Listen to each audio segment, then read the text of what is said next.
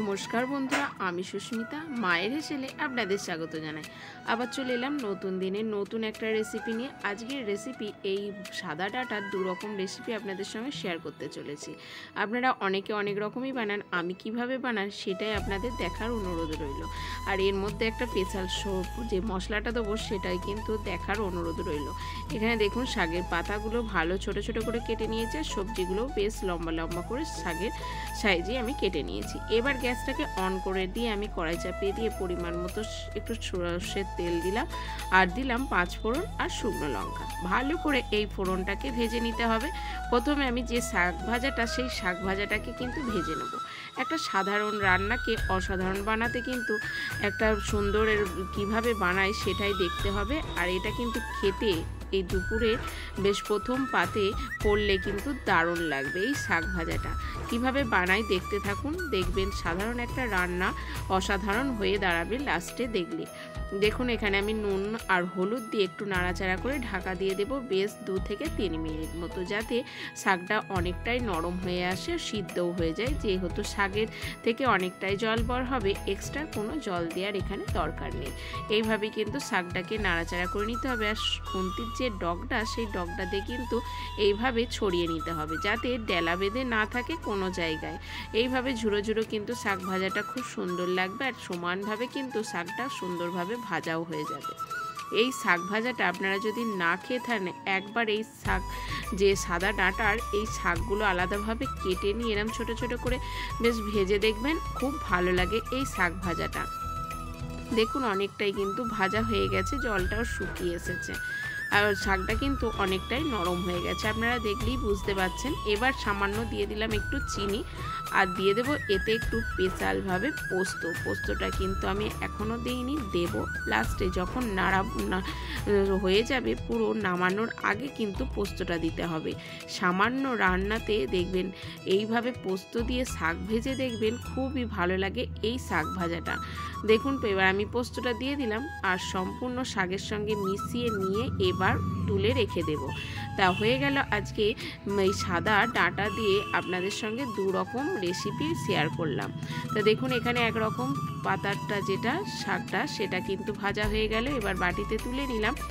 এবার আপনাদের দেখাবো আমি শাক ডাঁটাটা কিভাবে তৈরি করব। দেখুন কড়াইটা ভালো করে মুছে নিয়েছি। এবার পরিমাণ মতো বেশ কিছুটা সর্ষের তেল দিয়ে দিলাম, আর তেলটা ভালো করে কিন্তু কড়াইয়ের গায়ে মাখিয়ে নিলাম। আর প্রথমেই দিয়ে দিলাম আলুটা সিদ্ধ হতে দেরি লাগবে, যে সবজিগুলো আমি নিয়েছি তাদের মধ্যে।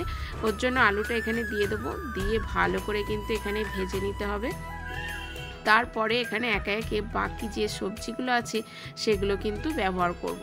আমি এখানে সবজি নিয়েছি পটল, আলু, কুমড়ো, তারপরে ঝিঙে, বেগুন আর ডাঁটা, এই সমস্ত। এবার ফোড়নের মধ্যে দিয়ে দিলাম 2টো তেজপাতা আর 5 ফোড়ন আর শুকনো লঙ্কা। এইভাবে ফোড়ন দিয়ে দেখবেন এই শাকটার কোনো কিছু মশলা না দিয়ে, কিছু মশলা দিয়েই কিন্তু এই শাকটা অসাধারণ লাগে। যেমন সেই ঠাকুরবাড়ির রান্না হয় সেই ধরনের কিন্তু টেস্ট আসবে।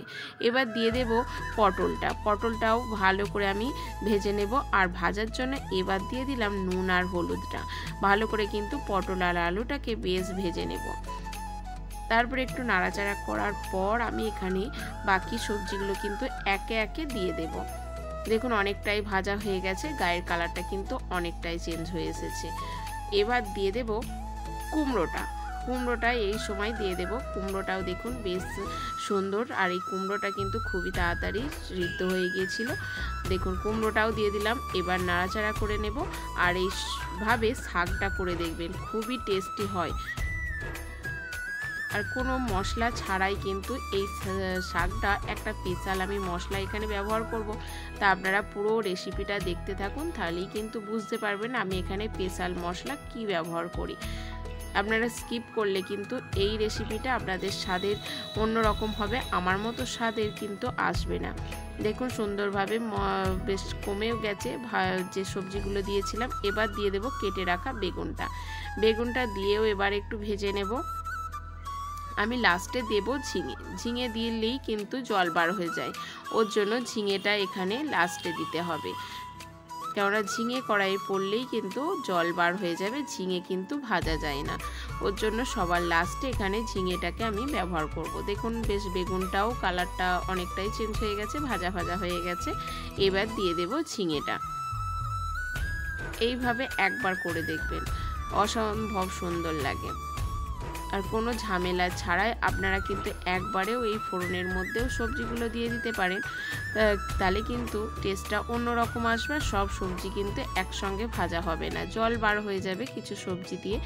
এবার দিয়ে দেব ডাঁটাটাও দেখুন সুন্দরভাবে ওপরের যে আঁচটা সেটা কিন্তু ছাড়িয়ে নিয়েছি এইভাবেই কিন্তু। আর গোড়াটাও কিন্তু শেকড়টাও কিন্তু আমি নিয়ে নিয়েছি। শেকড়টা দেখুন কিভাবে আমি ছাড়িয়ে নিয়েছি, পুরো ওপরের আঁচটাকে ছাড়িয়ে। আর এই শেকড়টা খেতে কিন্তু খুবই টেস্টি লাগে আর সুন্দরভাবে কিন্তু সিদ্ধও হয়ে যায়। আপনারা একবার এইভাবে শিকড়টা দিয়ে খেয়ে দেখবেন, খুবই ভালো লাগে।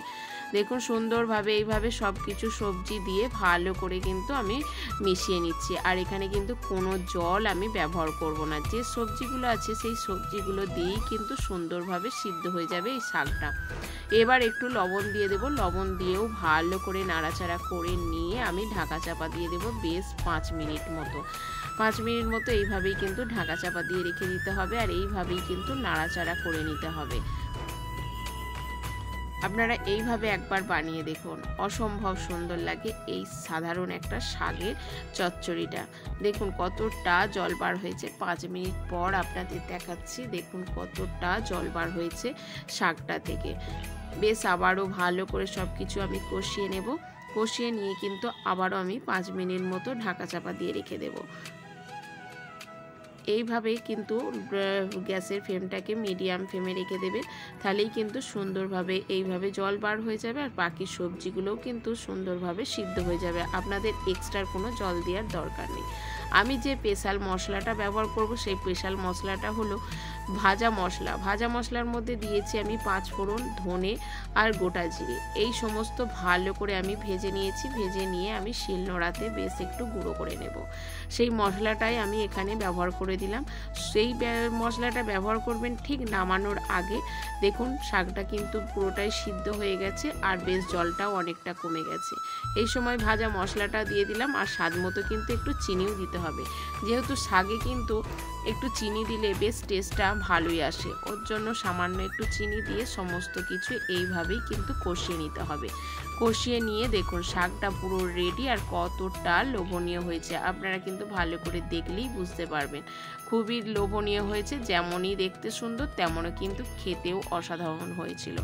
এইভাবে একবার বানিয়ে দেখুন আর আমাকে সুন্দর সুন্দর কমেন্ট করে জানাতে থাকুন আপনাদের এই আজকের রেসিপিটা কেমন লাগলো। আপনাদের এক একটা কমেন্ট আমাকে আরও উৎসাহ এনে দেয় নতুন রেসিপি আপনাদের সঙ্গে শেয়ার করার জন্য। তা নতুন বন্ধু হয়ে থাকলে চ্যানেলটাকে সাবস্ক্রাইব করে পাশে থাকা বেল আইকনটিটাকে প্রেস করে রাখবেন, যাতে আমি নতুন রেসিপি ছাড়ার সঙ্গে সঙ্গে সবার আগে আপনাদের কাছে নোটিফিকেশান চলে যায়। এইভাবে শাক কিন্তু শুধু মুখে বা দুপুরের ভাতেতে খুবই সুন্দর লাগে।